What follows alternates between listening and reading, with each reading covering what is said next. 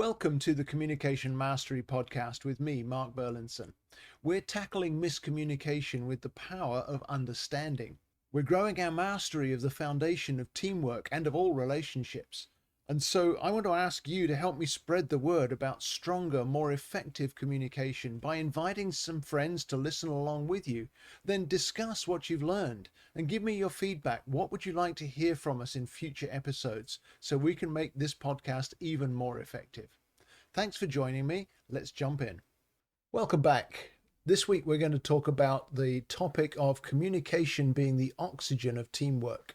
That phrase came out again as I was talking with a new client this week, in fact, where we talked about the need for every team to be able to communicate effectively without missing out on the clues and the prompts that we get when we're communicating with one another.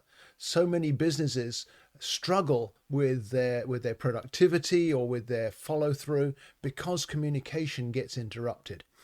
So all of us communicate, don't we? At work, you're always talking to people, always interacting with people, but every one of us experiences miscommunication at some point of the workday. And so when we take the time to learn the communication styles, when we practice how to adapt to the people around us who are different, and I hope everybody's different on your team. Otherwise, you really don't have a team, do you? But those who take the time to invest in communication are the ones who win that battle. That they see that their teamwork flourishes because communication is strong within the business. And there are a number of different ways. I was thinking about this as I was preparing for today. There are a number of different ways that today's society weakens communication, particularly in business teams. And ironically, it's technology rooted mostly, the way that communication is being threatened. Just our devices distract us, don't they, from human connection. You look around any restaurant or even in many offices, and we're so attracted to what is the device telling me, what's the next notification I need to respond to, that we forget to build human connections, and those are the ones that cause our teamwork to be strong.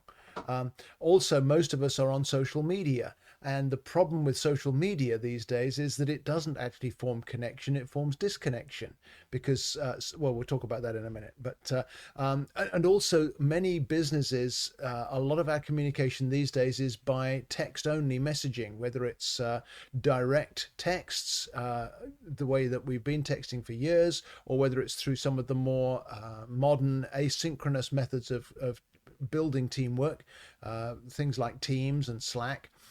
When you're only getting the words on the screen, you're not getting anything else to go with that. And so communication can often be hindered and misunderstanding can creep in. So let's look at what is needed for the oxygen to be flowing freely in our communication, for the communication to really bring a breath of fresh life into our teamwork. And the first is the whole area of focus. That's what I was alluding to in the introduction there. Because our devices distract us. There's always a shift of focus when you allow whatever notification it is to interrupt whatever it is you're doing in the moment, whether it's something you're working on as an individual or whether it's an interaction with a colleague or a workmate that you need to be able to build strong communication with to be effective and to reach the goals of the team. So when the devices distract us from human connection, there's definitely a focus issue creeps in, almost unnoticed to start with. It feels like you're getting lots more inputs, and that's good until the inputs distract you from producing outputs. And that's where we want to make sure we're focused in our communication. I mentioned social media. What you get from social media is this kind of toxic stew. You get everybody's perfect moments and everybody's best side, plus a whole load of filtered out discontent that's designed to get you to stay on the doom scrolling, to stay on the social media feed to see where it's going, what's happening, what other people are saying. But all of that can distract me from the goals that my team is aiming for, or the vision that my business was established to achieve. And the team suffers when we're distracted by both the perfection of social media and also the discontent, the division that so often can be fostered. And then I mentioned the whole idea of text-only communication. When all I'm getting is emails, text messages, Slack threads, those kinds of things, then there is an increased potential for misunderstanding. Now, I want to be sure that I'm clear here, because a lot of times you'll hear people talk about Mehrabian's experiments back in I think it's the 60s and early 70s of the last century, where there was this whole thing of 7% is the words that we use, and the rest of communication is all the other factors. That statistic, the 7% words, and I think it's 55% facial expression, 35 or 38% tone of voice, that's often quoted, but it was researched in the context of emotional communication, of I really like this, or I don't like what you're doing there, those kinds of interactions between two individuals. And there, those proportions do hold true. But more modern research, more recent research has shown us that it's a little more complex than that. It's a little more nuanced than that. And so, yes, words are important, probably more important than the 7% that Mehrabian came up with. But communication is this dynamic, context-based process that's blending the words we use, the tone of voice that we're using, the vocal cues that may go along with the tone of voice, as well as body language, and more importantly, the context, or even the cultural aspects that are all part of communication. And you're blending this recipe together. And just like your favorite recipe, if you put a little too much garlic in, or a little too much spice, or not enough salt, all those kinds of things make a huge difference to the outcome. And so communication, we have to be sure that we're not relying on one ingredient only. And that's where text-only communication can always lead us into difficulties. The focus has got to be broader than the immediate statements on the screen or on the page. Let me interrupt today's episode just for a moment to address small business owners, because the challenges of running a business are multiple, aren't they? There's all of the technology that you have to master. There's the staff turnover. There's hybrid and remote work. There's all kinds of different things that you have to consider every day.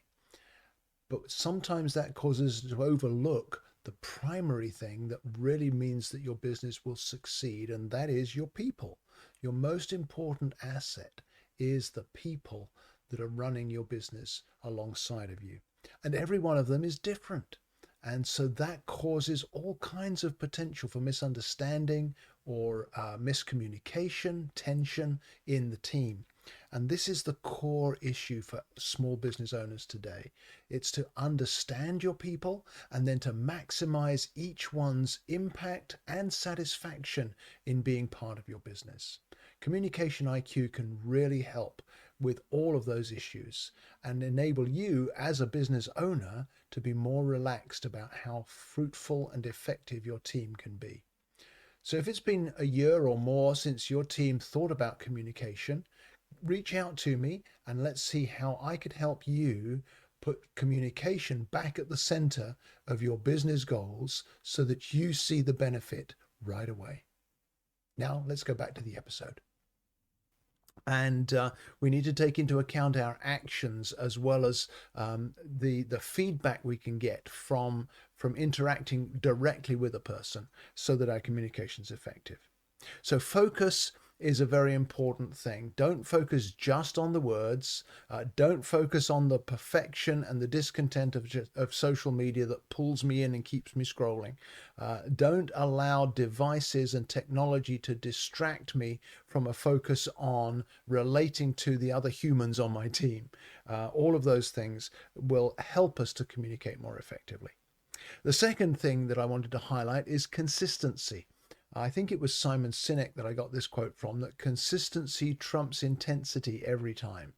And so even the little things you do, if you do them consistently, will produce greater results than just an intense focus on, hey, we've got to have a meeting and hash all this out, or whatever in terms of communication. Consistency flows from focus, doesn't it? Because it's more powerful to do those right things consistently, even though you don't see the fruit immediately. Um, you can use intensity in high stakes moments. That's important to do. And some of the communication styles are very good at that. But it hinders communication in the longer term because it creates as much challenge as it solves. I heard a story from a friend just the other day that kind of illustrates this, or underscores what I'm trying to say.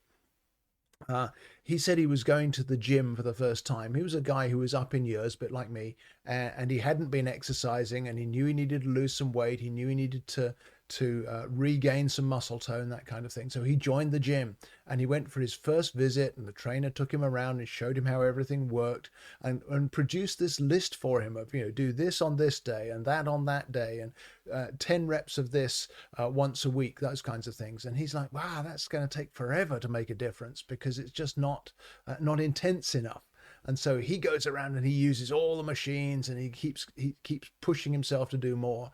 And the way he said it was, the next morning when he woke up, he found it was painful even to open his eyelids, let alone move any other part of his body, because of the intensity that he'd put into that first day. He hadn't gone for consistency. He tried to do it all in one go.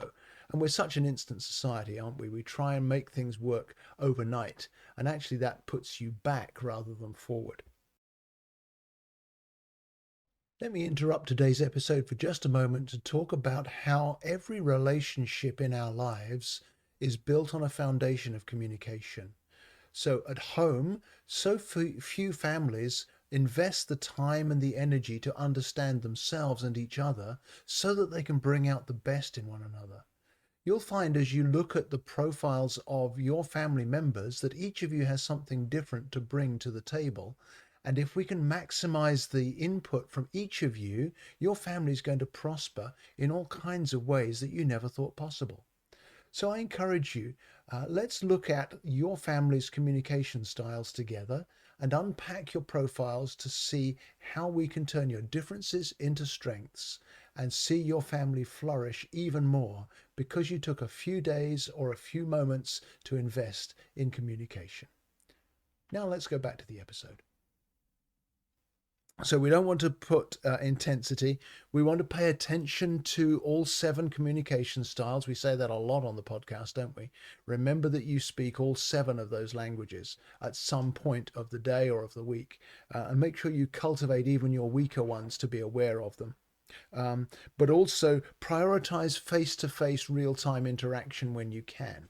Understand that today's society, there's a lot of offline communication, but as much as you can do some face-to-face or some real-time, even if it's a Zoom call or some sort of FaceTime call, to get facial expression, to get tone of voice in the communication, those consistent choices, they may take a little longer, they may not produce fruit immediately, but they do make a big difference.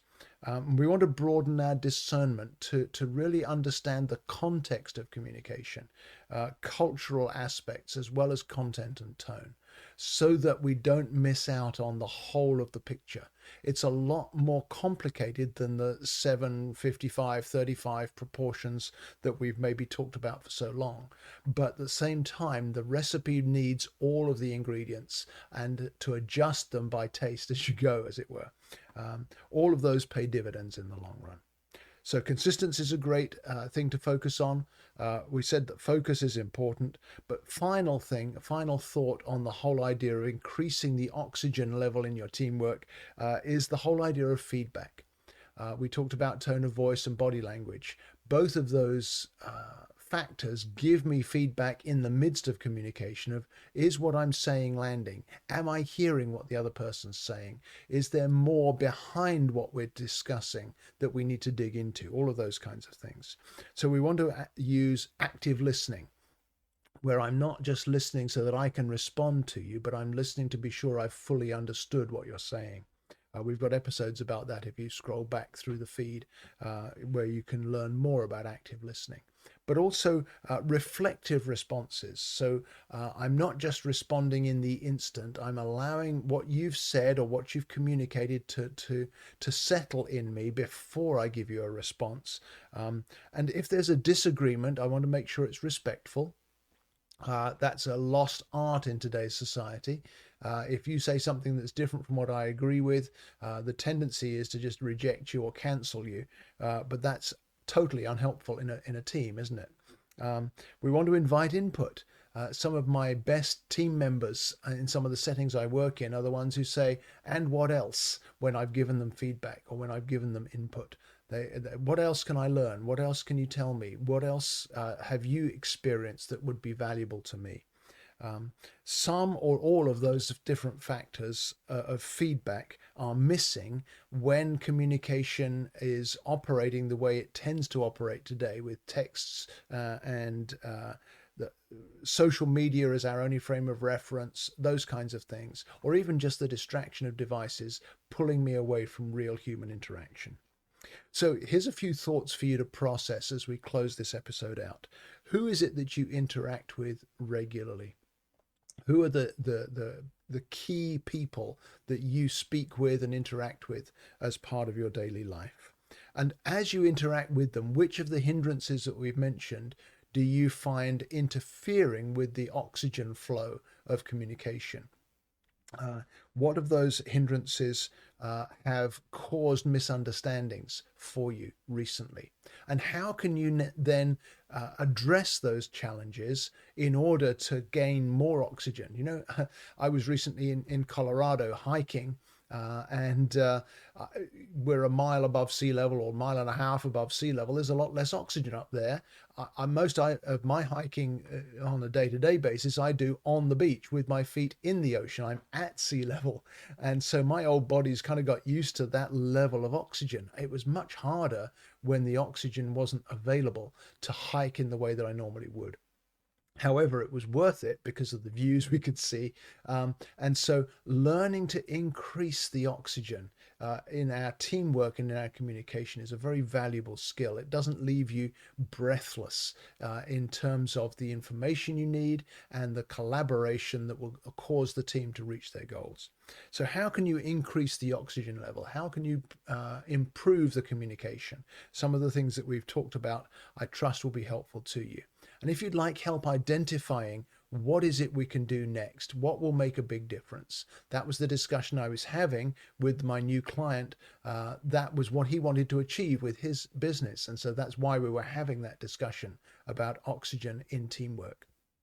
And if you'd like help with it, just let me know. You can click the link in the show notes or contact me through my website. I'd be glad to help you increase the oxygen level in your communication so your team can benefit from that. And if this has been helpful to you, please share it with a friend.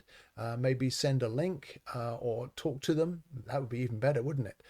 Talk to a friend and say, hey, let's listen to this together, see what we can learn. That's all for this week. Stay in touch. Give me your feedback. Tell me what you'd like me to focus on in future episodes, and I'll see you back here next week. Thank you so much for listening to today's episode. It would mean a lot to me if you'd rate and review the podcast so it helps more listeners to find us. But also, would you give me your feedback on things you'd like to hear about in future episodes? And remember to share the episode with a friend if you see something that would benefit them as well.